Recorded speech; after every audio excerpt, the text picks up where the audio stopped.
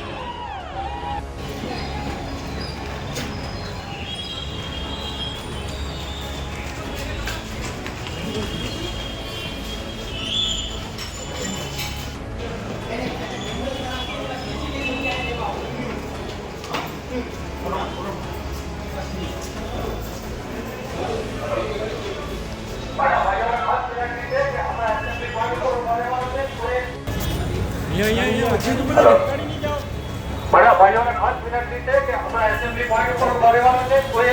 કોઈને જાનહાનિ થઈ હોય આપણે એમ્બ્યુલન્સના પેશન્ટને લઈ જવાનું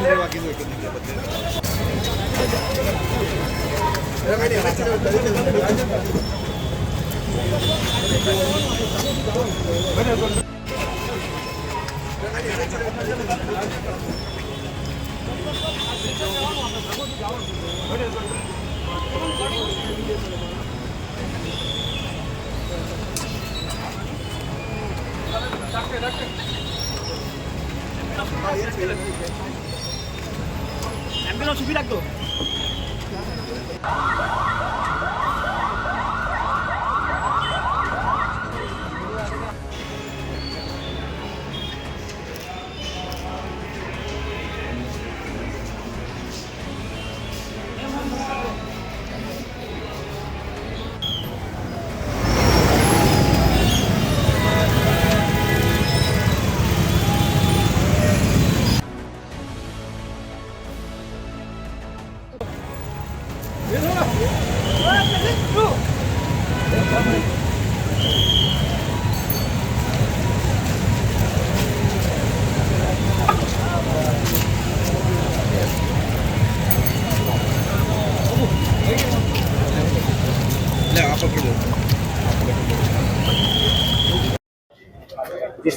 જી થોડા દિવસ પહેલાં જેમ તમે બધાએ પૂરા ભારત દેશે પણ જોયું અને પૂરા દુનિયાએ પણ જોયું કે કેવો પાકિસ્તાને કાયરતાપૂર્વક હુમલો આપણા જે જમ્મુ કાશ્મીરમાં આપણા સહેલાણીઓ ત્યાં ફરવા ગયા હતા એમની પર કાયરતાપૂર્વક હુમલો કર્યો હતો અને પૂરો દેશ આઘાતમાં હતો, પૂરો દેશ ગુસ્સામાં હતો પાકિસ્તાને જે આવો આતંકવાદી હુમલો કર્યો. પણ પૂરા દેશને વિશ્વાસ હતો કે આપણી ભારતીય સેના અને પ્રધાનમંત્રી નરેન્દ્ર મોદી સાહેબની અધ્યક્ષતામાં 100% બદલો લેશે. એના ભાગ સ્વરૂપે જ કાલે પૂરા પાકિસ્તાનમાં અને પાકિસ્તાન ઓક્યુપાઈડ કાશ્મીરમાં 9 જેટલા ઠેકાણે આપણી ભારતીય સેનાએ પાકિસ્તાન પર વળતો હુમલો કર્યો છે, આતંકવાદીનો ખાત્મો પણ બોલાવ્યો છે. અને કોઈ કપરી સ્થિતિ સર્જાય એના માટે પૂરો ભારત દેશ તૈયાર રહે એના માટે પૂરા ભારત દેશમાં 244 જેટલા જિલ્લાઓમાં મોક ડ્રિલનું આયોજન કરવામાં આવ્યું છે. વલસાડ ડાંગ લોકસભામાં પણ નવસારી જિલ્લો અને ડાંગ જિલ્લામાં પણ આવી મોક ડ્રિલનું આયોજન કરવામાં આવ્યું છે. એનો મુખ્ય હેતુ કે કોઈ પણ કપરી સ્થિતિ હોય તો આપણા જે નાગરિકો છે એને પૂરી તૈયારી કઈ રીતના કરી શકાય, મોક ડ્રિલના આયોજનમાં આપણે સેફલી કઈ રીતના લોકોને ઇવેક્યુએટ કરી શકાય, મેડિકલ પરિસ્થિતિ સર્જાય તો એને કઈ રીતના ફર્સ્ટ એડ કિટ આપી શકે, ફાયરને કઈ રીતના બોલાવી શકે, એના માટે તૈયારી માટે આ મોક ડ્રિલનું આયોજન થયું છે. એની સાથે જ 7:30 થી 8 દરમિયાન બ્લેકઆઉટનું પણ રાખ્યું છે કે કોઈ અગર એરિયલ એટેક થાય તો પૂરા દેશભરમાં જ્યારે બ્લેકઆઉટ કરવામાં આવે તો તેના પણ તૈયારી થાય એના માટે બ્લેકઆઉટનું આયોજન કર્યું છે. આજે નવસારી મહાનગરપાલિકામાં અમારા ભારતીય જનતા પાર્ટીના પ્રમુખ એવા ભૂરાભાઈ શાહ, સાથે જ અમારા ભારતીય જનતા પાર્ટીના પ્રદેશના મંત્રી એવા શીતલબેન સોની, અમારા નગરપાલિકાના જિલ્લા પંચાયતના પ્રમુખ એવા પરેશભાઈ દેસાઈ, અમારા બધા પદાધિકારીઓ અધિકારીઓને તમે જેમ જોયું છે કે આટલી મોટી માત્રામાં લોકો પણ સ્વયંભૂ જોડાઈ રહ્યા છે અને પૂરા દેશભરમાં જે આ ડ્રિલ ચાલી રહ્યા છે એમાં આપણી ભારતીય સેના અને ભારત સરકારને પૂરેપૂરો સહયોગ આપી રહ્યા છે. હોમ મિનિસ્ટ્રી અને ગુજરાત સરકારના ગૃહ વિભાગ તરફથી મળેલ સૂચના અન્વયે આપણે ઓપરેશન અભ્યાસ તરીકે સિવિલ ડિફેન્સની એક મોક ડ્રિલનું આયોજન આજ રોજ કરવા માટે સૂચના આવેલ હતી, જે અન્વયે 4 થી 8 વાગ્યા સુધીમાં આપણે આ મોક ડ્રિલ કરવાની છે. એના અનુસંધાને એના પ્રથમ તબક્કામાં નવસારી મહાનગરપાલિકાનું જે બિલ્ડિંગ છે તેમાં આ હવાઈ હુમલાના કારણે આગનો બનાવ બન્યો છે તેવું સિમ્યુલેશન કરીને તમામ જે વિભાગો છે સર્ચ એન્ડ રેસ્ક્યુ માટેના, ફાયર, પોલીસ, આરોગ્ય, તે બધાનું કઈ રીતે સારી રીતે સંકલન કરી અને આપણે બને એટલું જલ્દી બચાવ અને રાહતની કામગીરી કરી શકીએ તેના માટે આયોજન કરવામાં આવેલ હતું. એ આયોજનના પગલે 4 વાગે જ્યારે એર રેડની હવાઈ હુમલાની સાયરનથી જાણ થઈ ત્યારબાદ આરોગ્ય અને ફાયર અને પોલીસ તમામ તાત્કાલિક સ્થળે પહોંચી જેટલા પણ લોકો બિલ્ડિંગની અંદર હતા તેમને સલામત રીતે નજીકનું જે આશ્રય સ્થાન છે આ નવસારી હાઈસ્કૂલ ત્યાં ખસેડવામાં આવ્યા. જે ઈજાગ્રસ્ત લોકો હતા તેના માટે એમ્બ્યુલન્સ પણ સ્થળ પર આવેલ હતી તો તેને પણ અહીંયા લાવી અને અહીંયા આરોગ્યની જે ટીમ હતી તે મારફતે સારવાર કરાવવામાં આવી. એટલે આ પ્રકારની આખી એક સમગ્ર મોક ડ્રિલનું આયોજન પ્રથમ તબક્કાનું અત્યારે પૂર્ણ થયું છે. હવે બીજા તબક્કામાં સાંજે 7:30 કલાકે અંધારપટ એટલે કે બ્લેકઆઉટ કરવાનું છે કે અંધારામાં રાતના સમયે કોઈ હવાઈ હુમલો થાય તો બધાએ સ્વેચ્છાએ પોતાના લાઇટો ને બધું બંધ કરી દેવાનું થાય. જે સ્થાનિક સંસ્થાઓ છે નગરપાલિકા, મહાનગરપાલિકા, તેઓએ પોતાની સ્ટ્રીટ લાઇટ ને પબ્લિક લાઇટ્સ બંધ કરવાની થાય જેના કારણે હવાઈ હુમલાથી બચી શકાય.